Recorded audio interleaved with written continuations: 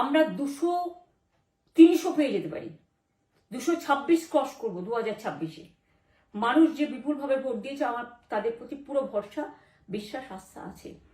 এবং ওরা কালকে এটা করিয়েছে প্রেসকে দিয়ে, তার কারণ গদি মিডিয়াকে দিয়ে, তার কারণ হচ্ছে ওরা তো আপনারা জানেন ইডি, সিবিআই, ইনকাম ট্যাক্স সবাইকেই চমকায়। এবং সেন্ট্রাল ফোর্স যে ব্যবহার কাল করেছে, এবং তাতে যে নতুন পুলিশগুলো অ্যাপয়েন্টমেন্ট হয়েছিল যারা আমার হাতে ছিল না, তারা ভীষণ মেয়েদের মেরেছে, বাচ্চাদের মেরেছে।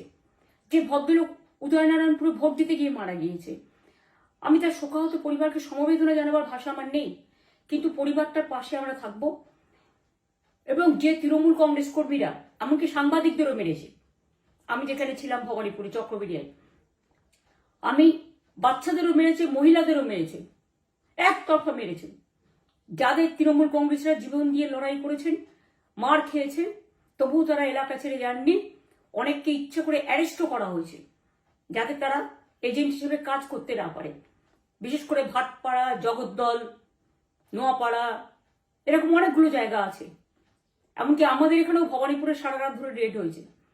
আমি সারা রাত 2 দিন ধরে দু রাত ঘুমাইনি। এবারে ভাই ভোটের লড়াই এই এখানে